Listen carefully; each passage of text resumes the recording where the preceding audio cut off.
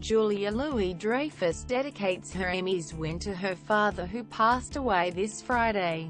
Credit A.B.Kimmel, who fronts late-night show Jimmy Kimmel Live, missed out on the award for Best Variety Talk Series to John Oliver, and the comedian's long-term frenemy Damon was quick to rub his face in the loss. "Oh, I'm sorry. This is so humialting.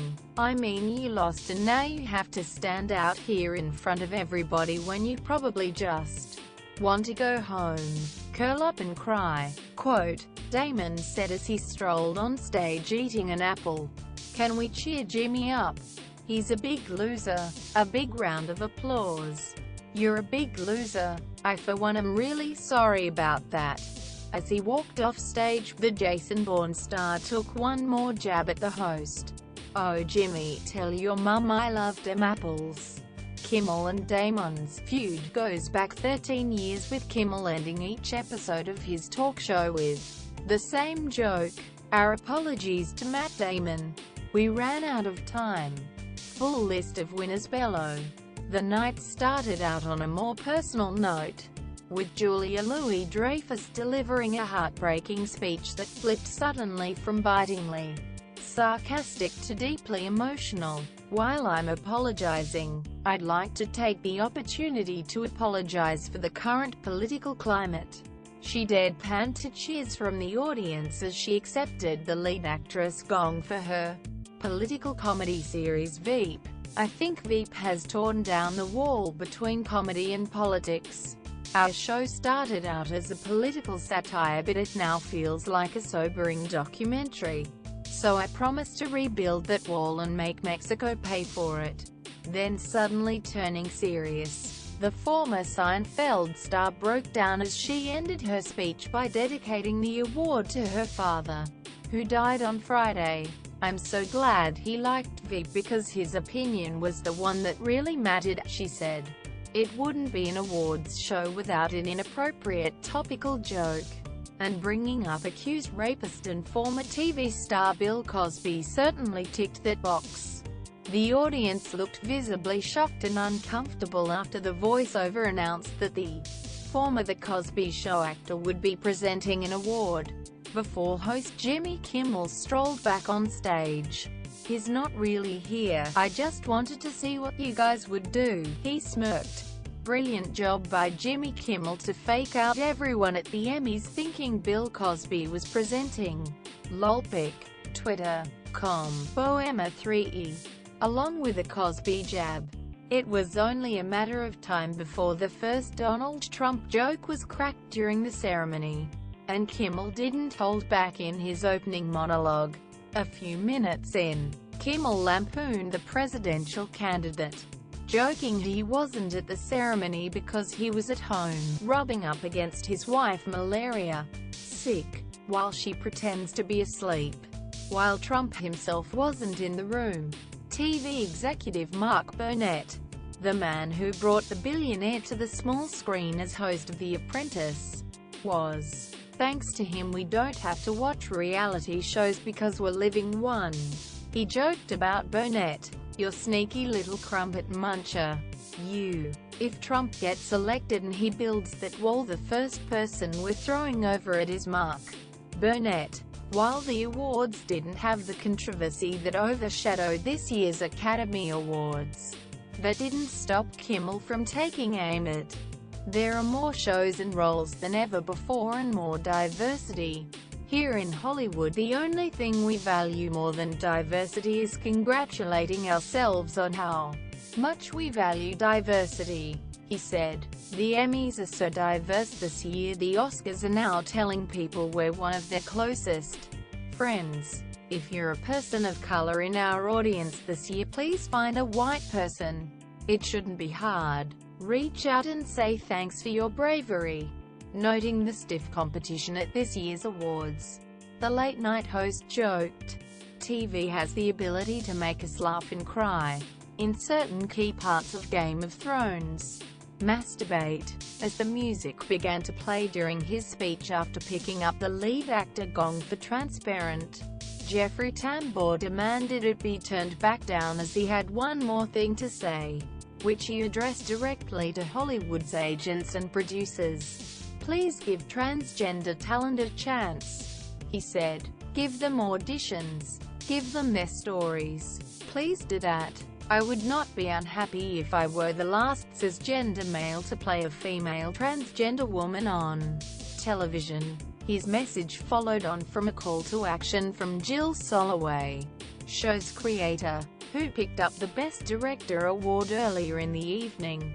"These people call it television.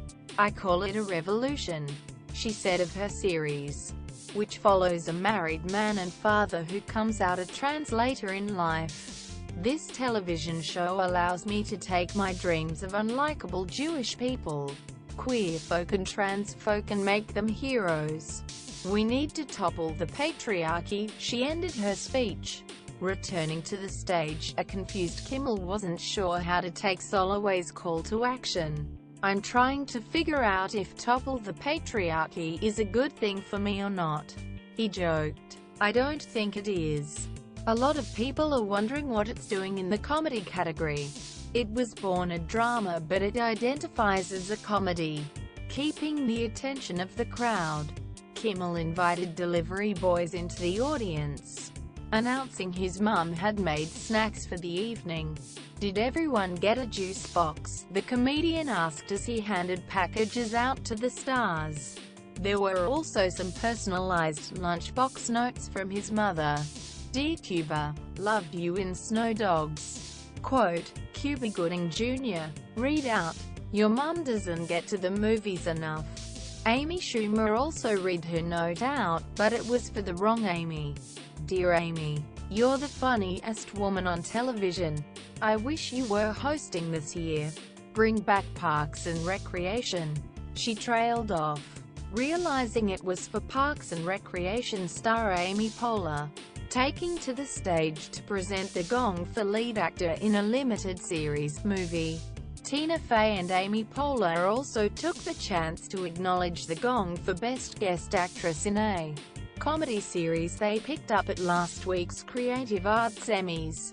While Fey said she was unable to attend the ceremony last week because it was her daughter's birthday, Poehler had another reason for her absence. "I didn't go because I thought you turkeys were trying to trick me again," she joked, taking a jab at her 17 unsuccessful Emmy nominations. "There's so many people to half-thank for this award," she continued. "The top half of my agent, half of the cast crew of SNL." Quote, Faye added, "Only half because the other half saw Star Wars 4 times the week we hosted." In his opening monologue, Kimmel pointed out screen veteran and 3-time Emmy winner Maggie Smith had a habit of not showing up to the ceremony. "We have a new rule, you must be present to win," Kimmel said at the beginning of the ceremony. "If we call your name and you're not here to accept it, it goes to the next person. It's called the Maggie Smith rule. When Maggie Smith hears she's nominated for an Emmy, she has the same reaction when we get those 20% off Bed Bath & Beyond coupons right in the garbage." So it was bad news when she won her 4th gong for Downton Abbey. As it was announced the 81-year-old was absent, Kimmel returned to the stage and grabbed her award. No, I'm not mailing this to her," he said. "Maggie, if you want this it will be in the Lost and Found." Presenting the award for writing in a variety special, Aziz Ansari decided it had been too long since someone had cracked a Donald Trump. "After careful consideration, I've decided I'm going with Trump." He joked about the presidential candidate, "which is why I recommend getting rid of all Muslim and Hispanic nominees. Mum and Dad, I know I just thanked you, but you need to be escorted out. America Ferrera, nice try changing your name to America, but you're out." The gong went to Patton Oswalt, and the comedian paid tribute to his late wife, Michelle McNamara, who died last month. "I want to share this with 2 people. My daughter, Alice, who is waiting at home, and the other one is waiting somewhere else. I hope," he said. Winner Best Supporting Actor, Cummed. Louis Anderson, Basket. Best Writing, Cummed. Aziz Ansari and Alan Yang, Master of None. Best Supporting Actress, Cummed. Kate McKinnon, Saturday Night Live. Directing, Cummed. Jill Soloway, Transparent. Lead Actress, Comedy Series. Julia Louis-Dreyfus, v. Lead Actor, Dram. Jeffrey Tambor, Transparent. Reality Competition. The VOIC. Supporting Actress, Limited Series, Movie Asphyxia. Regina King, American Crime. Writing, Limited Series, Movie Asphyxia. Devi De Vincentis, The People v. O.J. Simpson, American Crime Story. Directing, Limited Series, Movie Asphyxia. Suzanne Bier, The Night Manager. Lead Actress, Limited Series, Movie Asphyxia. Sarah Paulson, The People v. O.J. Simpson, American Crime Story. Lead Actor, Limited Series, Movie Asphyxia. Courtney B. Vance, The People v. O.J. Simpson, American Crime Story. Supporting Actor, Limited Series, Movie Asphyxia. Sterling K. Brown, The People v. O.J. Simpson, American Crime Story. Outstanding Limited Series, The People v. O.J. Simpson, American Crime Story. Outstanding Movie Asphyxia, Sherlock, The Abominable Breed. Supporting Actress, Dram. Maggie Smith, Downton Abbey. Writing, Dram. David Benioff and D.B.